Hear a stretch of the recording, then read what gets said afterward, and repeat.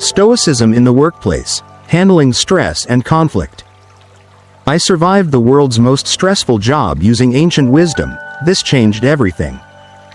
Alright, listen up. You know that feeling? The one where your boss emails you at 9 p.m. on a Friday.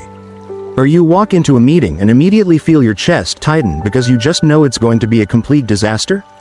Or maybe it's that one coworker, yeah, you know the one. The one who just seems to specialize in making your life miserable. Deadlines are piling up, the coffee machine is broken again, and you feel like you're drowning in a sea of spreadsheets, pointless meetings, and passive-aggressive emails. Yeah, been there, more times than I can count. There were days, heck, entire weeks, where I felt like I was trapped in a pressure cooker. Just counting down the minutes until I could escape, only to dread coming back the next day. I saw friends, incredible people, get burned out, stressed out, checked out. Their work lives were spilling into their personal lives, poisoning everything. Their relationships suffered, their health suffered, their happiness evaporated. I watched it happen, and honestly, I felt myself heading down that exact same path. It felt inevitable, like this was just the price you pay for trying to make something of yourself. For having a career, for just existing in the modern working world. Stress was just part of the job description. Conflict was unavoidable, and happiness was something you squeezed into the tiny gaps in between. But what if I told you there was another way? What if I told you that the ancient wisdom of some seriously legendary thinkers, guys who faced down emperors, exile, and even death with incredible calm and resilience, could be your secret weapon in the modern workplace?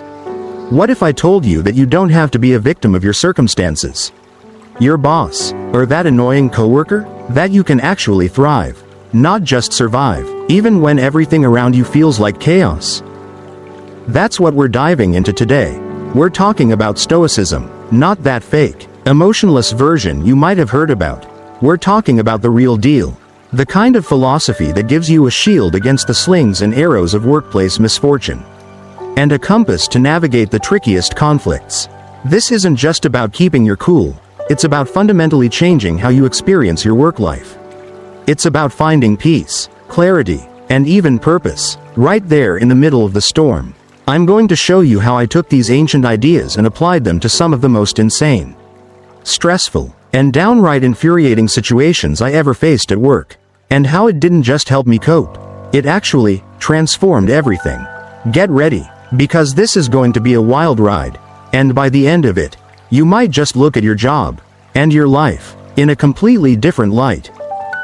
Okay, so picture this. I was working on a massive project. Absolutely huge. Months of work, countless hours, sleepless nights. The kind of project that could make or break careers, including mine. The pressure was insane. Every email felt like a ticking time bomb. Every meeting was an interrogation. And then, it happened. A critical piece of data, something we absolutely relied on, turned out to be completely wrong. Not just a little wrong. Catastrophically wrong. It meant weeks of work, maybe months, were instantly invalid. Poof. Gone. Just like that. My first reaction? Panic. Pure, unadulterated, gut-wrenching panic. My heart was pounding. My palms were sweating. My mind was racing a million miles an hour. Who messed up? How do we fix this? Is this the end? Am I going to be blamed? My thoughts were spinning out of control, hijacking my ability to think clearly. The stress was immediate, overwhelming. It felt like the world was ending. Right there in my cubicle. I could feel the anger starting to simmer. Anger at whoever provided the bad data. Anger at the situation. Maybe even anger at myself for not catching it sooner, even though it wasn't my responsibility. And that's when it hit me. In the middle of this self-induced chaos, a tiny voice popped into my head. A voice that sounded suspiciously like an old Greek philosopher I'd been reading about. Epictetus. And he wasn't saying, "Oh no, this is terrible." He was saying something much simpler, much more profound. He was saying, some things are up to us, and some things are not up to us. Think about that for a second. Some things are up to us, and some things are not up to us. It sounds almost insultingly simple, doesn't it? But in that moment, staring at the wreckage of months of work, it was like a spotlight cutting through the fog. Was the bad data up to me? No. Was the fact that the project was now in jeopardy up to me? No. Were the reactions of my boss, my team, the clients, up to me? Absolutely not. What was up to me? My reaction, my thoughts, my judgments about the situation, my effort going forward, my attitude. This is the core of Stoicism in action, especially in the workplace. It's called the dichotomy of control. Understanding this one principle is like unlocking a cheat code for dealing with stress and conflict. So much of our workplace stress comes from worrying about things we have absolutely no control over. We worry about the economy, about company layoffs, about our boss's mood, about whether that email is going to get a positive response, about what other people think of us, about outcomes of projects that involve a million variables outside our influence. We invest our emotional energy, our peace of mind, into things that are fundamentally not ours to control, and then we wonder why we're stressed out of our minds. The Stoics understood this. They said our tranquility is disturbed not by external events themselves, but by our judgments about them. The bad data wasn't inherently stressful. It was my judgment that, this is a disaster. This is unfair. This will ruin me. That caused the stress. The conflict with a coworker isn't inherently frustrating. It's my judgment that, they're doing this deliberately to annoy me, or they are incompetent, or I shouldn't have to deal with this. That fuels the fire. So, back to the data disaster. I took a deep breath. I reminded myself, the bad data is not up to me. The consequences of the bad data are largely not up to me. What is up to me is how I respond right now. Do I freak out and make things worse? Or do I focus my energy on the things I can control, analyzing the new reality, figuring out potential solutions, communicating clearly and calmly to my team and boss, and putting in the work required to fix what can be fixed? It wasn't magic. The situation didn't instantly get easier. We still had a massive problem on our hands, but the internal experience shifted dramatically. The panic subsided. The blinding stress started to dissipate. I wasn't wasting precious mental energy on things I couldn't change. I was directing all my focus, all my effort, towards the things I could influence. And you know what? It was incredibly empowering. It cleared my head, allowed me to think creatively under pressure, and communicate more effectively. We didn't just salvage the project. We ended up finding a better solution than we would have if we had stuck to the original plan. It was a huge lesson. The problem wasn't the external event, it was my initial, uncontrolled internal reaction to it. This applies to so many workplace scenarios. Think about feedback, especially negative feedback. Someone criticizes your work. Your first instinct might be defensiveness, hurt, or anger. That's a judgment. This criticism is unfair. They don't appreciate me. I'm not good enough. These judgments are not up to you in the sense that they are automatic responses. But how you process and act on them is. The Stoic approach isn't to suppress the feeling, but to analyze the judgment. Is the criticism factually true? Is there something to learn? Even if the delivery was poor? The external event, the feedback, is neutral. Your interpretation gives it power over you. What about conflict with a coworker? Let's say someone on your team consistently misses deadlines, and it directly impacts your work. You feel frustrated, angry, resentful. These feelings stem from judgments. They are lazy. They are disrespectful of my time. This isn't fair. Again, the coworker's actions are external, not up to you. Your reaction and your judgment are where your power lies. Can you control whether they miss a deadline? No. Can you control how you respond? Absolutely. Can you control whether you approach the situation with anger and blame, or with a focus on finding a practical solution, something you can control, like adjusting workflow or communicating concerns calmly? This isn't about becoming a doormat or accepting poor performance. It's about choosing the most effective, least stressful way to respond. Anger and frustration rarely solve workplace problems. They usually just make them worse. And they definitely make you feel worse. The Stoics would say, don't waste your energy on wishing things were different or resenting others. Focus on what you can do, what is within your power. So, how do you actually do this when you're in the thick of it? When your boss is yelling, or a client is being unreasonable, or you just got hit with an impossible deadline? It starts with awareness. You have to catch yourself in that moment of initial reaction. Feel the stress? Feel the anger? Pause. Just a second. Ask yourself, is this thing causing me distress something truly up to me? Is it something I can directly control with my actions and choices right now? If the answer is no, if it's someone else's behavior, an unexpected event, a past mistake, a future outcome that isn't guaranteed, then you acknowledge it. You accept its reality in this moment, and you consciously shift your focus back to what is in your power.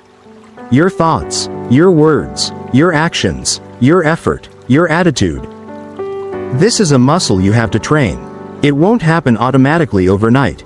The first few times you try to catch yourself, you might fail, you'll get stressed, you'll get angry, and only later will you remember the dichotomy of control and think, "Oh, I should have done that differently." That's okay. The Stoics practiced constantly. They wrote in their journals. They reminded themselves of these principles every single day. Because the world, especially the workplace, is constantly throwing things at you that try to steal your peace. Think about meetings. Oh man, meetings. We spend so much time in meetings. Many of them feel pointless, poorly run, or just long. You sit there, feeling your time being wasted, getting increasingly frustrated. What's happening? You're judging. This meeting is useless. These people are unprepared. I could be doing something more productive. And those judgments make you stressed and resentful. But is the meeting itself up to you? Usually not. Can you control how other people behave in the meeting? No. What can you control? Your attention, your participation, or lack thereof. If appropriate, your decision to perhaps politely excuse yourself if it's truly irrelevant. Your attitude towards being there. Your ability to perhaps steer the conversation constructively if you can. It's about directing your energy intelligently. Instead of stewing in frustration about things you can't change, you channel that energy into the small pockets of control you do have. Can't control the length of the meeting, but maybe you can control taking diligent notes or thinking about related problems while others are talking. Not ideal, I know, but better than pure frustration. This isn't about becoming cold or indifferent. It's about becoming strategically engaged. Engaged with the things that matter and are within your reach, and unburdened by the things that aren't. It frees up an incredible amount of mental and emotional bandwidth. Imagine how much less stressed you'd be if you weren't constantly wrestling with reality. Wishing it were different, resenting the people and circumstances you can't change. The ancient Stoics didn't have emails, or performance reviews, or water cooler gossip, but they understood human nature, and they understood the fundamental relationship between our internal state and the external world. They knew that external events happen. Good things, bad things, annoying things, terrible things. That's life. That's work. What separates the person who navigates it with resilience and peace from the person who is constantly stressed and overwhelmed is that internal filter. That understanding of what is truly theirs to control. Applying the dichotomy of control in the workplace is an ongoing practice. It requires mindfulness, self-awareness, and discipline, but the payoff is immense. Reduced stress, clearer thinking, better relationships with colleagues, because you're less likely to react negatively, and a greater sense of agency and control over your own emotional life, regardless of what chaos is erupting around you. Think about a difficult conversation you need to have at work. You dread it. You play out all the possible negative scenarios in your head. You anticipate conflict, defensiveness, a negative outcome. All of this is based on judgments and worries about things not up to you, how the other person will react, what the ultimate outcome will be. The Stoic approach? Focus on what is up to you, preparing what you want to say clearly and calmly, defining your intention for the conversation, e.g., to find a solution, to express your perspective respectfully, and conducting yourself with integrity and respect during the conversation. The outcome? Not up to you. The other person's reaction? Not up to you. Your preparation, your delivery, your conduct? Entirely up to you. Focus there. This shift is powerful. It's not always easy, especially when emotions are high. But with practice, you start to build that mental muscle. You start to pause before reacting. You start to identify the judgments that are causing your distress. You start to redirect your energy towards effective action rather than wasted worry. This foundational principle, the dichotomy of control, is just the beginning. It's the bedrock. But the workplace throws more complex challenges at us than just external events. It throws people at us. Difficult personalities, unfair situations, moments that challenge our very sense of justice and fairness. How do the Stoics help us navigate that?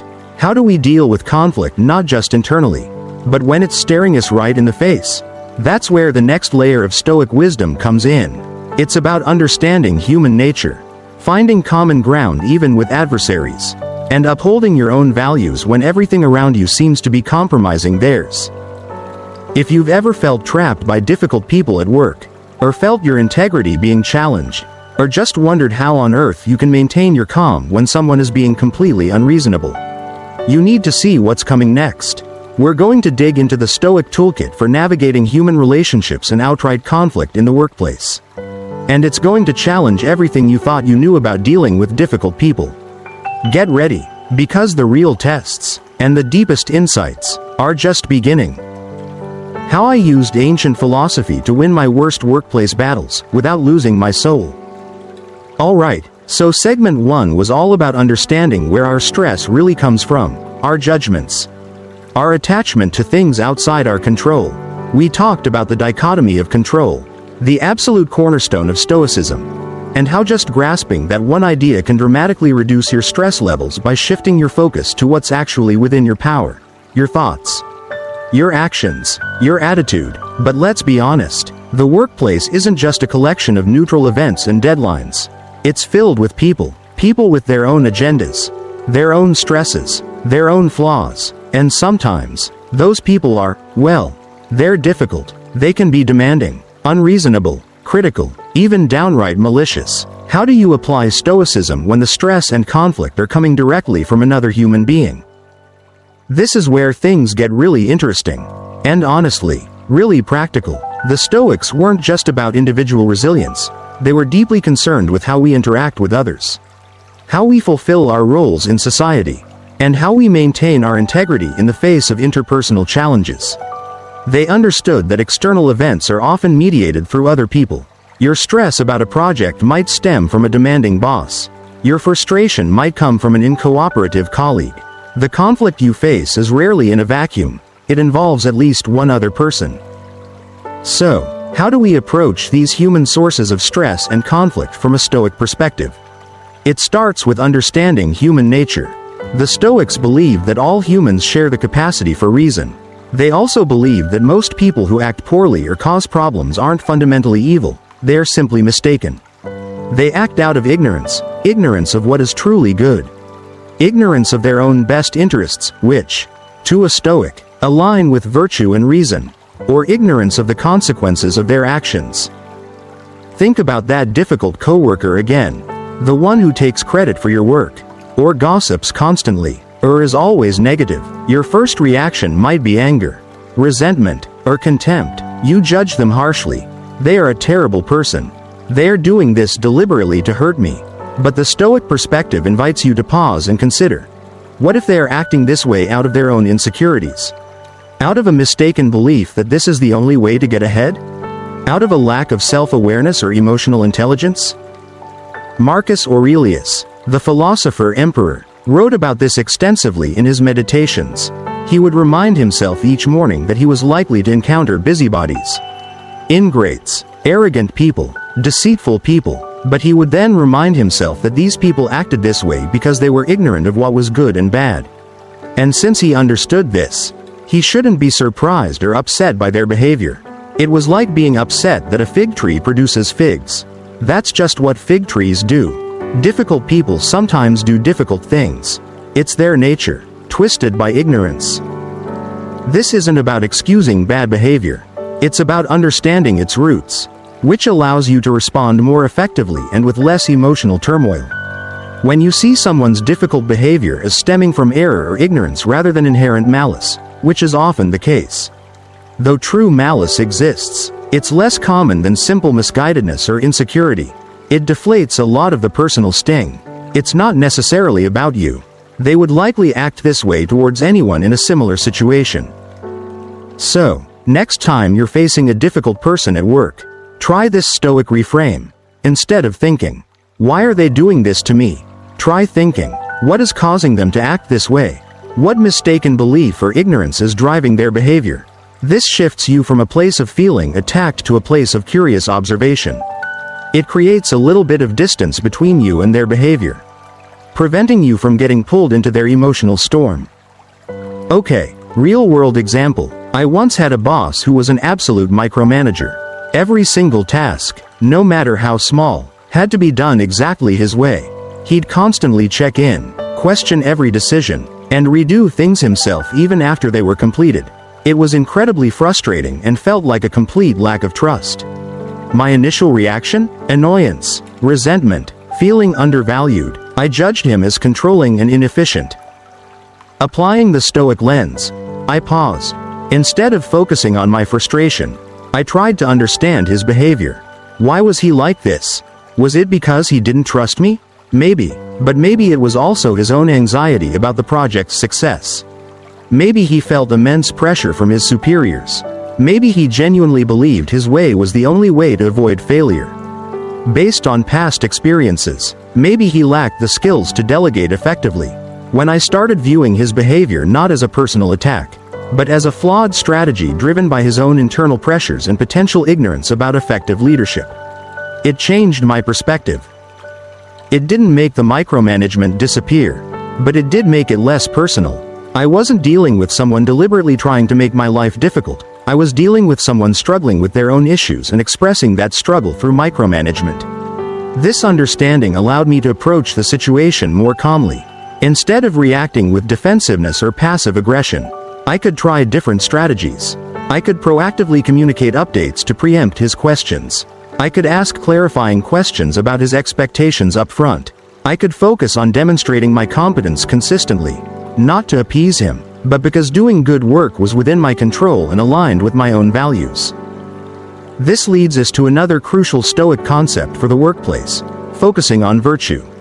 For the Stoics, the only true good is virtue, wisdom, justice, courage, and temperance. Everything else, your job title, your salary, your reputation, whether you get that promotion, whether your project succeeds, whether your boss likes you, whether your coworkers are easy to deal with, these are all indifference. Some are preferred indifference, like good health, a decent job, positive relationships, and some are dispreferred indifference, like illness, poverty, difficult relationships, but they are not essential to your ability to live a good life. What is essential is your character, your virtue. How does this apply to workplace conflict? When you're in a conflict, it's easy to get caught up in fighting for an outcome. I need to win this argument. They need to admit they're wrong. I need to get my way. But these are all focused on external outcomes. On indifference, the Stoic focus shifts to your internal conduct during the conflict. Can you act with wisdom by understanding the situation and choosing your words carefully? Can you act with justice by being fair and honest, even if the other person isn't? Can you act with courage by standing up for what's right or having that difficult conversation when necessary? Despite your fear, can you act with temperance by controlling your anger and not letting your emotions dictate your response? Your primary goal in a workplace conflict, from a Stoic perspective, isn't to win the argument or force the other person to change. It's to maintain your own virtue. It's to act in a way that you can be proud of, regardless of the outcome. This doesn't mean being a pushover. Justice, for example, might require you to firmly address unfair treatment or inappropriate behavior. Courage might require you to speak truth to power, but you do it not out of anger or a desire for vengeance, but because it is the right thing to do, because it aligns with your values. Imagine a situation where a colleague is unfairly criticizing your work in front of others. Your initial reaction might be humiliation and anger. You want to lash out, defend yourself aggressively, maybe even try to make them look bad in return. But the Stoic pause kicks in. Focus on virtue. How can you respond with wisdom and justice? Maybe you calmly state the facts. Maybe you suggest taking the discussion offline to understand their concerns better. Maybe, with courage, you politely but firmly push back against inaccuracies. You focus on your conduct, on maintaining your composure and integrity, rather than getting dragged into an emotional battle. The outcome of the criticism, whether others agree with them, whether your reputation is damaged, is ultimately not up to you. How you respond is. This focus on virtue is incredibly liberating. It means your peace of mind and your sense of self-worth aren't dependent on the unpredictable behavior of others or the chaotic outcomes of workplace situations. They're dependent on your own choices, your own character. You can control being honest, being diligent, being fair, being courageous, even when surrounded by people who are none of those things. And in focusing on your own virtue, you often find that your ability to navigate conflict and stressful situations actually improves. People respect calm, reasoned responses more than emotional outbursts. Acting with integrity builds your reputation over time. Another, wow, moment I experienced with this was during a particularly toxic period at work. There was a lot of backstabbing, gossip, and people jockeying for position in ways that felt incredibly unethical. It would have been so easy to get pulled into it, to start playing the same games, to become cynical and distrustful. The stress was immense, not just from the external conflict, but from the internal conflict of feeling pressured to compromise my values just to survive. I consciously decided to double down on the Stoic virtues. I resolved to be scrupulously honest in all my dealings. Even when others weren't, I chose to treat every colleague with respect, even those who were treating me poorly. I focused on doing my work diligently and to the best of my ability. Regardless of the office politics swirling around me, I practiced courage by refusing to participate in gossip or unethical behavior, even when it felt awkward or like I was putting myself at a disadvantage. Was it easy? Absolutely not. Were there times I wanted to scream, or gossip back, or just give up? Oh yeah, but I kept coming back to the Stoic principles. What is truly good? Not getting ahead by stepping on others. What is truly bad? Compromising my integrity. The outcome of the office politics wasn't up to me. Whether I got caught up in the toxicity was. And something unexpected happened. By refusing to engage in the drama, by consistently acting with integrity, I created a zone of calm around myself. People started to see me as trustworthy, as someone reliable. I wasn't caught in the constant shifts of alliance and betrayal that were consuming others. While they were expending all their energy on infighting, I was quietly focusing on my work and building genuine, respectful relationships with the people who valued professionalism and integrity. I didn't win the office politics game in the traditional sense. I wasn't the one climbing the ladder fastest using questionable tactics. But I won something far more valuable: my peace of mind, my self-respect, and the respect of the colleagues who mattered. And ironically, when the inevitable fallout from all that toxicity occurred, I was in a much stronger, more stable position than many of the people who had been winning the game. This is the power of focusing on virtue in the workplace. Your internal state, your character, becomes your fortress. External events and the actions of others can't breach it unless you let them. And paradoxically, by focusing inward on your own conduct, you often become more effective in navigating the external challenges, including difficult people and conflicts. You choose your battles wisely. You respond thoughtfully rather than react emotionally. And you maintain your dignity regardless of the provocation. So, when faced with conflict, ask yourself, what virtue is required of me in this moment? Do I need courage to speak up? Do I need justice to be fair? Do I need wisdom to understand the situation? Do I need temperance to control my anger? Focus on enacting that virtue, on being the best version of yourself in that difficult moment. The outcome is secondary to the integrity of your response. We've talked about controlling your internal reaction to external events, dichotomy of control, and navigating difficult people and conflicts by understanding human nature and focusing on your own virtue. These are massive steps, but what about the really big stuff? The major setbacks, the failures, the job loss? What happens when the workplace throws something at you that feels truly catastrophic? How does Stoicism help you not just cope, but actually find strength and opportunity in your biggest professional challenges? That's the ultimate test, and that's what we need to tackle next. Get ready, because this is where Stoicism stops being just a philosophy and becomes a superpower for building an anti-fragile career and life. The Stoic secret to turning workplace disasters into your greatest strengths. Okay, we've covered the foundation, taking back control of our reactions by understanding what's up to us and what isn't.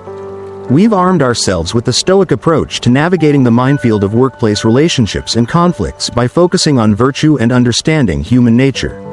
We've built a pretty solid defense against the daily onslaught of stress and frustration. But life and work have a way of throwing curveballs. Sometimes they throw fastballs. Sometimes they throw meteors. What happens when you face a major setback? A project failure that feels like the end of the world? A sudden layoff? A betrayal that shatters your trust? These aren't just stressful moments, they can feel like true disasters.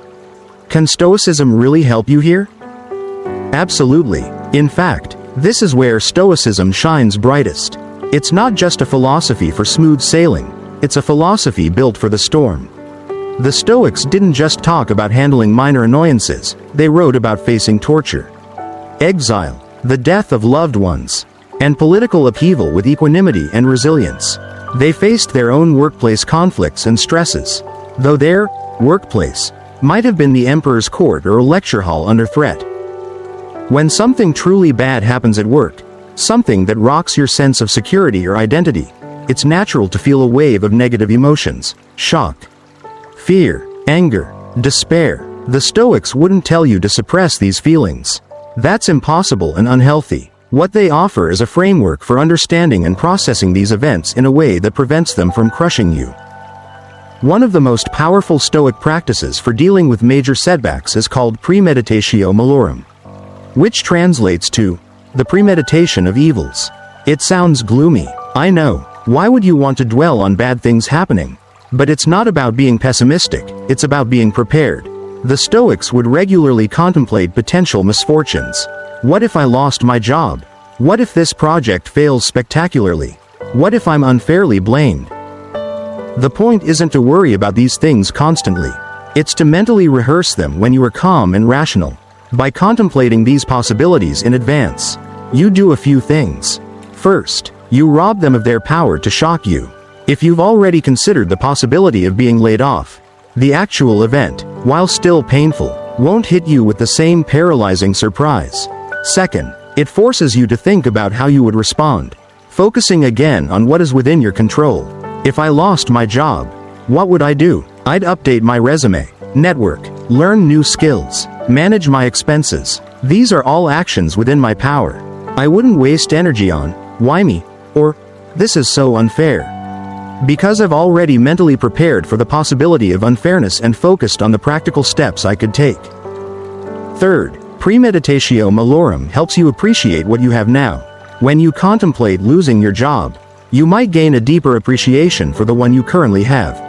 With all its flaws, you might appreciate the colleagues you have good relationships with. This isn't about settling, it's about recognizing the value in your present circumstances and cultivating gratitude. Another important Stoic practice.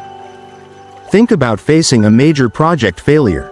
It's easy to get consumed by regret, blame, and fear of consequences. But if you've already contemplated the possibility of failure, because hey, projects are complex and involve many factors outside your control, you can approach it differently. You can focus on the learning from the failure. What went wrong? What could I have done differently?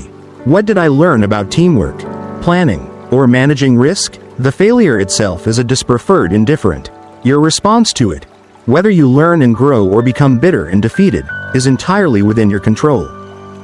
This brings us to another profound Stoic idea, amor fati, the love of fate. This doesn't mean passively accepting everything that happens with a shrug.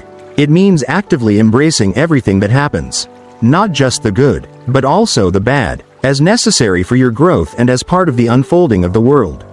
It's about seeing challenges and setbacks not as obstacles to your happiness, but as opportunities to practice your virtues, to learn, and to become a stronger, more resilient person. Imagine losing your job. It feels devastating. It's a major disruption, but can you embrace it? Can you see it not just as a loss, but as fate presenting you with an opportunity? An opportunity to perhaps pursue a different career path you've always dreamed of but were too comfortable to pursue? An opportunity to take a break, to learn, to spend time differently? An opportunity to practice courage in facing uncertainty, wisdom in making difficult decisions, and temperance in managing your anxieties? This isn't easy. Amor fati is perhaps the most challenging Stoic concept to truly embody, especially when you're in the depths of disappointment or hardship. But the Stoics believe that everything that happens is part of a larger, rational order, or if you're not philosophically inclined, just part of the chaotic but inevitable way the universe unfolds. Resisting it, wishing it hadn't happened, is like raging against the tide. It's futile and exhausting. Embracing it, finding your place within it, and using it as fuel for your growth, that's where true power lies. I had a period where I was working on something I poured my heart and soul into. It was innovative, challenging, and I truly believed in it. We faced internal resistance, external obstacles, and constant pressure. We fought hard, we made progress, and then, almost overnight, the plug was pulled. The project was cancelled. All that work, all that passion, seemingly for nothing. I was crushed. It felt like a personal failure, a waste of time and energy. It would have been easy to become cynical, to stop trying so hard, to believe that effort was pointless in the face of corporate decisions. But I remembered amor fati. I tried to see this cancellation not as a personal insult or a pointless ending, but as an event, a part of my professional journey that had happened. I couldn't change the fact that it was cancelled. What could I change? My interpretation of it. I started looking for the opportunities within the cancellation. What did I learn about leading a challenging project? What skills did I develop? What did I learn about navigating organizational politics and resistance? What connections did I make? I realized that the value wasn't just in the successful completion of the project, it was in the process. In the effort, in the learning, in the person I had become while working on it. The cancellation, though a dispreferred indifferent, became a catalyst for reflection and redirection. It freed me up to pursue other things, armed with the lessons learned from the failure. This is the ultimate wow moment with Stoicism in the workplace. It's not about pretending bad things don't hurt. It's about using the pain, the setback, the conflict, as raw material for building a stronger character and a more resilient career. Every challenge is a chance to practice wisdom, justice, courage, and temperance. Every difficult person is a chance to practice patience and understanding. Every failure is a chance to practice resilience and learn. Think about the most stressful, conflict-ridden situation you've faced at work. The one that kept you up at night. The one that made you dread Monday mornings. What if you could go back to that moment, armed with these Stoic tools? What if you could view the external event as neutral, focus only on your response, understand the other people involved as flawed humans, and see the challenge as an opportunity to practice your virtues? This isn't about making your job perfect. Let's be clear, there will always be stress. There will always be conflict. That's part of life, and definitely part of work.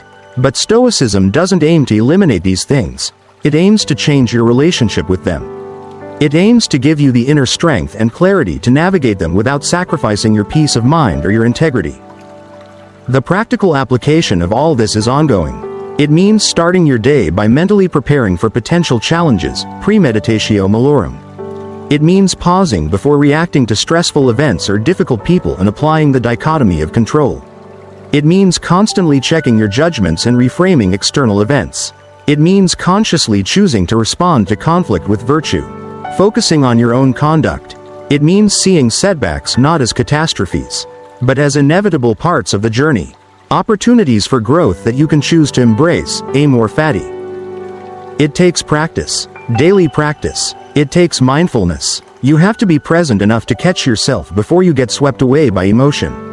It takes courage to go against your initial instincts, to choose calm over anger, understanding over judgment, virtue over immediate gratification or reaction. But the results? They are profound. Less stress, more clarity, deeper resilience, stronger relationships because you're less reactive, a greater sense of purpose, even in mundane tasks, because you see your work as a stage upon which to practice being a good person. You become anti-fragile, not just able to withstand stress, but able to benefit from it, to grow stronger because of it. You have the power to change your experience of work. You don't need a new job, a new boss, or new colleagues, though sometimes those things help. You need a new perspective. You need this ancient wisdom. It's a toolkit for building an unshakable inner fortress. A place of peace and strength that exists independently of the chaos of the external workplace. So, I challenge you, pick one thing this week. One stressful meeting, one difficult email, one interaction with that challenging coworker. And try one Stoic technique. Just one. Pause. Ask yourself, what is up to me here? Or, what virtue is required of me right now? Or, how can I see this not as a problem, but as an opportunity to practice resilience? Just try it, and see what happens. It might not change the external situation immediately, but I promise you, it will change your internal experience. And that, according to the Stoics, is where true freedom and true peace are found. The workplace will continue to be stressful. Conflict will arise. Setbacks will happen. That's guaranteed. But how you navigate it, how you respond, how you experience it, that is entirely up to you. The ancient Stoics figured this out centuries ago, facing challenges arguably far greater than ours. And they left us the map. Now it's up to you to walk the path. Are you ready?